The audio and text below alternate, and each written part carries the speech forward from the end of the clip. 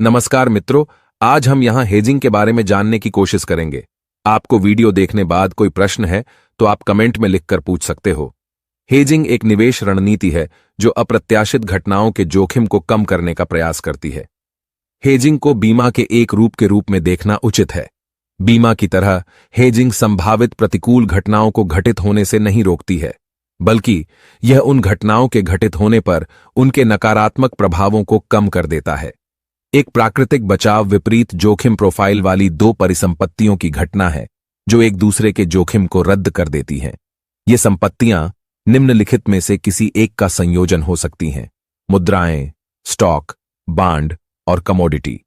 प्राकृतिक बचाव के लिए एकमात्र आवश्यकता यह है कि परिसंपत्तियों के जोखिम एक दूसरे से नकारात्मक रूप से सहसंबद्ध हों।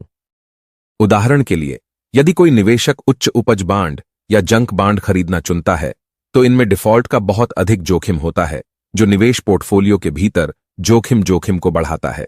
इस प्रकार निवेशक वैकल्पिक निवेश जैसे स्टॉक या बॉन्ड का उपयोग करेगा, जिसमें कम जोखिम माप या कम बीटा मूल्य होता है, जो समग्र जोखिम को ऑन ऑफसेट करता है। परिणाम स्वरूप इससे जंक बांड के डिफॉल्ट होने पर पोर्टफोलियो को होने वाले जोखिम में कमी आएगी, जिससे निवेशक को अत्यधिक उच्च भौतिक हानि का एहसास नहीं होगा। दो बुनियादी हेजिंग रणनीतियां हैं: लंबी हेज और छोटी हेज। मौसमी वस्तुओं की खरीद और बिक्री में अक्सर लंबी हेजिंग और छोटी हेजिंग रणनीतियां शामिल होती हैं। लॉन्ग हेज एक निवेश रणनीति है जो किसी परिसंपत्ति की कीमत को इस उम्मीद में सुरक्षित करती है कि भविष्य में परिसंपत्ति की कीमत बढ़ेगी। जिन फर्मों को भविष्य में परिसंपत्ति की आवश्यकता होगी लेकिन बढ़ी हुई कीमतों का भुगतान करने की संभावना से खुद को बचाना चाहते हैं, वे लंबी हेजेस का उपयोग करते हैं। जहां लंबे समय तक होल्ड करना किसी परिसंपत्ति की खरीद को इंगित करता है, वहीं शॉर्ट हेज एक निवेश रणनीति है जो किसी परिसंपत्ति की कीमत या मूल्य कम होने की प्रत्याशा में कीमत को सुरक्षित करती है।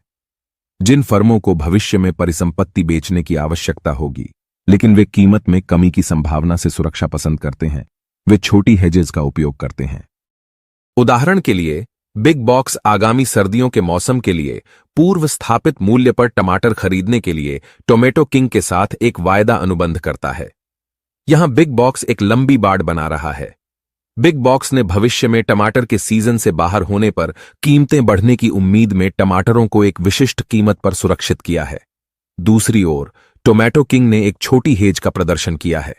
टोमेटो किंग ने भविष्य में कीमत कम होने की उम्मीद में भविष्य के टमाटरों को पहले से ही एक विशिष्ट कीमत पर बेच दिया है। टोमेटो किंग का मानना है कि सर्दी का मौसम हल्का रहेगा और इस सर्दी में टमाटर की अधिकता होगी। दूसरे उदाहरण में, एक निवेशक का मानना है कि बिग बॉक्स के शेयर का मूल्य कम आंका गया है और इसमें वृद्धि की संभावना है। हालांकि यह निवेशक बाजार में गिरावट की स्थिति में संभावित नुकसान को कम करना चाहता है। इसे पूरा करने के लिए निवेशक शॉर्ट सेलिंग द्वारा शॉर्ट हेज रणनीति का उपयोग करेगा।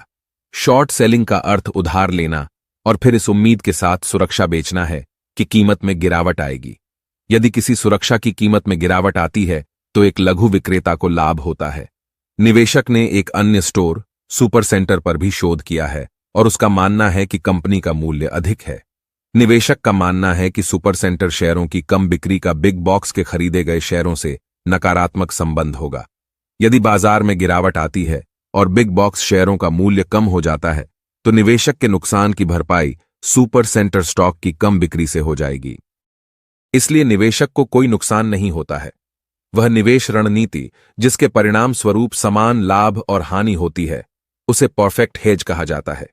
निवेशक सुपर सेंटर के 800 शेयरों को $125 प्रति शेयर पर बेचता है और $100,000 प्राप्त करता है।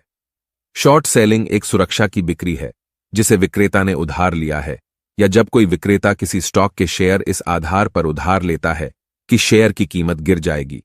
यदि किसी सुरक्षा की कीमत में गिरावट आती है तो एक लघु विक्रेता को लाभ होता है। दूसरे शब्दों में, व्यापारी पोजीशन खोलने के लिए बेचता है और उम्मीद करता है कि वह बाद में इसे कम कीमत पर वापस खरीद लेगा और अंतर को लाभ के रूप में रखेगा। हालांकि यदि शेयरों की कीमत कम नहीं होती है तो लेन देन पर नुकसान होता है और लघु विक्रेता को उन शेयरों को वापस करना होगा और नुकसान को अपने खाते से कवर करना होगा। हेज फंड निवेशकों के एक छोटे समूह द्वारा बनाई गई एक सीमित साझेदारी है जो जोखिम को कम करते हुए लाभ को अधिकतम करने के लिए परिसंपत्तियों में निवेश करने के लिए पूंजी का संयोजन करते हैं। हेज फंड में निवेशक बीटा से राजस्व उत्पन्न करना चाहते हैं। बीटा आंदोलन। बीटा किसी परिसंपत्ति या पोर्टफोलियो में बाजार के संबंध में व्यवस्थित जोखिम की मात्रा है। व्यवस्थित जोखिम वह अस्थिरता है जो व्यापक आर्थिक पैमाने पर परिसंपत्तियों को प्रभावित करती है। चाहे बाजार ऊपर हो या नीचे, हेज फंड निवेशक लाभ प्राप्त करने की उम्मीद करते हैं। हेज फंड मैनेजर लंबी हेज और या छोटी हेज रणनीतियों का उपयोग करके इसे पूरा कर सकते हैं। हेज फंड मैनेजर फंड के संचालन और समग्र रणनीति के संबंध में सभी कार्यकारी निर्णय लेता है। हेज फंड को पारंपरिक निवेश की तुलना में प्रतिभूति और विनिमय आयोग से कम नियामक सरकारी निरीक्षण प्राप्त होता है। इस कारण से निवेशकों का चयन करते समय हेज फंड अधिक विशिष्ट होते हैं और विभिन्न प्रकार के निवेश विकल्पों में से चुनने में सक्षम होते हैं। तदनुसार हेज फंड में निवेश अनुभवी धनी निवेशकों तक ही सीमित है। हेज फंड के लिए निवेश परिसंपत्तियां विभिन्न प्रकार की परिसंपत्तियों से बनी हो सकती हैं, जैसे स्टॉक, रियल एस्टेट, बांड, मुद्रा और डेरिवेटिव। हेज फंड में आमतौर पर एक शुल्क संरचना होती है, जिसे आमतौर पर 2 और 20 इंचेस कहा जाता है। यह परिसंपत्ति पोर्टफोलियो के 2% के प्रबंधन शुल्क और प्राप्त किसी भी लाभ के लिए 20% के प्रोत्साहन शुल्क को संदर्भित करता है। 2% प्रबंधन शुल्क एक समान शुल्क है जो हेज फंड प्रबंधकों को हेज फंड के प्रदर्शन की परवाह किए बिना मिलता है। इस शुल्क की तुलना वेतन से की जा सकती है। प्रोत्साहन शुल्क हेज फंड प्रबंधकों के लिए निवेशक लाभ को अधिकतम करने के लिए एक प्रेरणा है।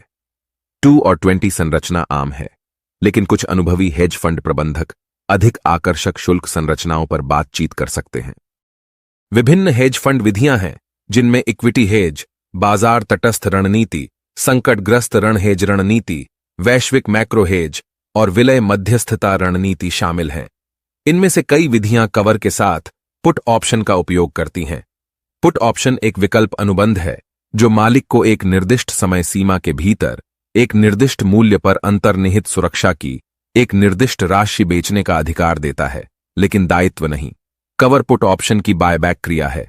इक्विटी हेज एक रणनीति है जिसका उपयोग प्रबंधकों द्वारा इक्विटी बाजार में निवेश के जोखिम को नियंत्रित करने के लिए किया जाता है। प्रबंधक ऐसे स्टॉक का चयन करता है जिसका मूल्य कम है और जिसमें विकास की संभावना है, और ऐसे स्टॉक का चयन करता है जिसका मूल्य अधिक है और जिसके सही होने की उम्मीद है, जिसका अर्थ है कि यह अपने वास्तविक कम मूल्य पर वापस आ जाएगा। परिसंपत्तियों का एक हिस्सा ग्रोथ स्टॉक में निवेश किया जाएगा और शेष हिस्सा शॉर्ट हेज पोजीशन में निवेश किया जाएगा।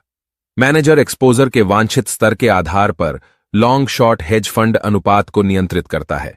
उदाहरण के लिए मनी कंपनी LLC के पास कॉग्स इंक में स्टॉक है जो वर्तमान में $100 प्रति शेयर पर बिकता है।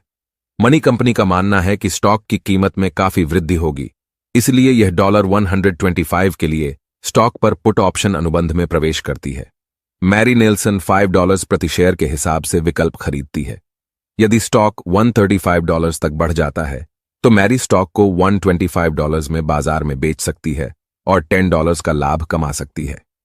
यदि ऐसा नहीं होता है तो मैरी स्टॉक नहीं बेचेगी और विकल्प समाप्ति के समय प्रति शेयर $15 का नुकसान होगा। मनी कंपनी किसी भी तरह से लाभ कमाएगी। यदि विकल्प का प्रयोग नहीं किया जाता है तो भी कंपनी प्रति शेयर $5 कमाएगी। नए हेज फंडों के लिए इक्विटी हेजिंग सबसे अधिक इस्तेमाल की जाने वाली विधि है। बाजार तटस्थ रणनीति एक ऐसी रणनीति है जो लंबी और छोटी स्थिति में संपत्ति के बराबर हिस्से को सुरक्षित करती है, जिससे बाजार का जोखिम शून्य के बराबर हो जाता है। यह सिद्धांत रूप में एक आदर्श बचाव है। एक संकटग्रस्त ऋण बचाव रणनीति एक संकटग्रस्त कंपनी के अवमूल्यन वाले ऋण को इस उम्मीद के साथ खरीदना है कि कंपनी ठीक हो जाएगी। ऋण का अवमूल्यन तब किया जाता है जब डॉलर के मूल्य में गिरावट के कारण ऋण का वास्तविक मूल्य घट जाता है। हेज फंड मैनेजर आमतौर पर असुरक्षित वित्त वाली कंपनी के अवमूल्यन वाले बांड खरीदता है और फिर कंपनी की रिकवरी के लिए रणनीतिक योजना बनाने के लिए कंपनी के साथ काम करता है। इस रणनीति में उच्च जोखिम और उच्च रिटर्न क्षमता है, जो ऋण पर छूट के स्तर पर निर्भर करता है। वैश्विक मैक्रो हेज एक निवेश रणनीति है जो किसी विशेष देश की अर्थव्यवस्था के विकास या गिरावट पर भविष्यवाणियां करने पर आधारित है। वैश्विक मैक्रो निवेश स्टॉक, ऋण, मुद्रा, रियल एस्टेट या देश की अर्थव्यवस्था के भीतर किसी अन्य संपत्ति में हो सकता है। यह रणनीति सबसे अधिक जोखिम और रिटर्न क्षमता प्रस्तुत करती है।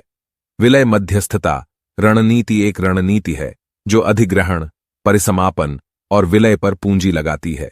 आमतौर पर जब विलय का खुलासा होता है तो वस्तु कंपनी के शेयर की कीमत बढ़ जाती है और खरीदने वाली कंपनी के शेयर की कीमत गिर जाती है। हेज फंड प्रबंधक बाजार की प्रतिक्रिया का लाभ उठाने के लिए विलय से पहले और उसके बाद विपरीत रुख अपनाते हैं। हेजिंग के फायदे। रिस्क कम करना। हेजिंग से आप अपने निवेश को आकस्मिक घटाने से बचा सकते हैं। मानसिक चिंता कम। निवेशकों की मानसिक चिंता को कम करने में मदद करता है क्योंकि वे विपरीत परिस्थितियों के लिए पूर्व तैयार होते हैं। हेजिंग के नुकसान। अत्यधिक लागत। हेजिंग करने के लिए विभिन्न वित्तीय और वित्तीय उपकरण की आवश्यकता होती है, जिससे यह आपके लिए महंगा हो सकता है। निवेश के लाभ कम। कई बार हेजिंग से आपके निवेश के प्रतिष्ठित लाभ कम हो सकते हैं। हेजिंग का लाभ उठाने का तरीका। हेजिंग का लाभ उठाने के लिए आपको सही समय पर सही तरीके से हेजिंग का उपयोग करना होता है। आपको बाजार के परिप्रेक्ष्य को समझने की क्षमता होनी चाहिए ताकि आप अपने निवेश को सबसे अच्छे तरीके से सुरक्षित कर सकें। इस तरह से हेजिंग एक महत्वपूर्ण तकनीक है जिसका उपयोग विभिन्न निवेशकों के लिए सुरक्षा और निवेश की सुरक्षितता में मदद करने के लिए किया जा सकता है। आपको बाजार की समझ, विभिन्न हेजिंग तकनीकों की जानकारी और अपने निवेश की आवश्यकताओं के आधार पर सही हेजिंग का चयन करना चाहिए। नोट: दिए गए जानकारी केवल मार्गदर्शन के उद्देश्य से है और निवेश से संबंधित निवेशकों को सलाह के रूप में नहीं ली जानी चाहिए। निवेश से संबंधित निर्णय लेने से पहले एक वित्तीय सलाहकार से परामर्श लेना उचित होता है।